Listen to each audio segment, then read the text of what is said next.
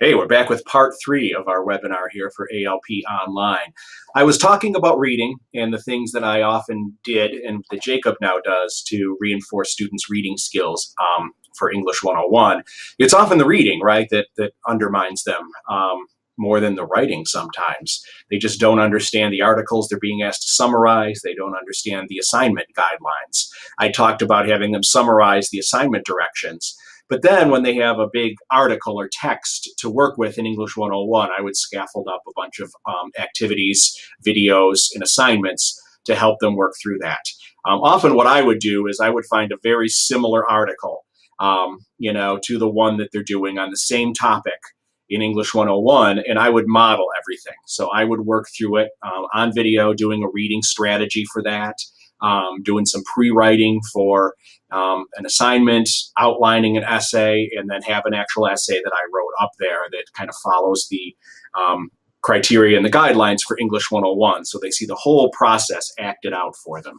And then have some assignments that have them apply those skills to the English 101 reading. So, and that was pretty effective, I think, and it's a good resource for students. All right, so moving on to the instruction component of teaching ALP online. At MCC, we have a video software called Camtasia, and I'll just show you quickly how that works. The main part of the course at the beginning is under the course information page. Here you have the course information sheet, which you can print, download to your computer and print, general course information, course policies, college-wide policies, and skills for success. Now, I strongly encourage you to look over these documents one at a time. They're designed to help you succeed in this course. So I thought to myself, well, what research can I do? Do other colleges have bike paths? Do other colleges have storage? Are they helpful? What is the cost? Where would I put them? Where at MCC would these bike paths go? So moving back to the article, we can see that this article, It is Expensive to Be Poor, appeared in the business section of the Atlantic. We note the title, It is Expensive to Be Poor. Notice in my citation, I just have page 133. The reason being is that it introduced Jeremy DeGraff's name prior to the quote. You only have to provide the name of the author in the in-text citation if you do not introduce the name in an acknowledgement phrase. But you can see how certain words such as rhetoric, encouraged, rhapsodized, rattled, been told, and been promised are all synonyms. Okay? Repetition in this sense helps keep the reader on track. They're all synonyms basically for the word rhetoric. To be encouraged, to have something rhapsodized, rattled off, been told, or been promised are different ways of saying basically the same thing. I then want to move into my thesis and my solution.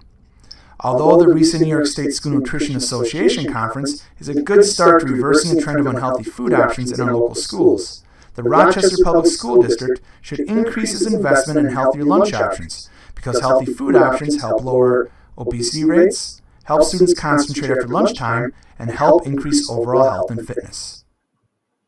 So you can see from those videos, I have approximately 40 videos now in both my English 101 and my TRS 099 classes.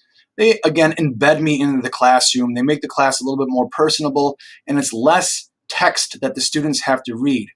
For students who struggle with reading, having these videos is basically like having me in the classroom, or it's almost like a face-to-face classroom experience. So I strongly suggest asking the IT department at your school what possibilities you might have in creating these kind of videos. The discussion boards is another component of instruction. These basically allow students to practice metacognitive skills, which is something I talked about at the beginning of the semester. They reflect on their own experiences as writers and readers, give students the opportunity for their own support and feedback. Again, it's a shared experience. We're all going through this together. And students should reconnect with learning strategies from the previous week. Summary, active reading, paraphrase. So they learn something in English 101 and it's reinforced in TRS 099. So again, always keeping English 101 in mind. And then students are allowed to share insights or challenges they have in their own lives. And students can then say, you can make it through it. You can do this. One thing that I'm considering is using VoiceThread to make these the discussion boards a little more intimate. Right now, I have 6 formal discussions, which are graded, with a mix of informal, non-graded discussions. And this allows, again, students to kind of participate, reinforce, support, and kind of be engaged with each other throughout the semester. Rough drafts are probably the biggest component for student success in English 101 that I am finding so far. I have the students write a rough draft for their English 101 paper in TRS about a week or so prior to the due date of the essay, and then those rough drafts count towards their TRS or English 101 grade. I provide a great deal of commentary on explaining why those revisions are necessary, and then I also created a video that shows students how to access these comments in Blackboard. And I've had many students come to me through emails and basically saying how helpful my revision strategies have been in the rough drafts. So with all that said, the success rate at MCC for English 101 Online has actually improved a little bit. In 2012 to 2016, before ALP was introduced, most of the face-to-face TRS classes had about a 65 to 70% pass rate. And then the students would transfer to an English 101 course online, and it was about a 41% pass rate.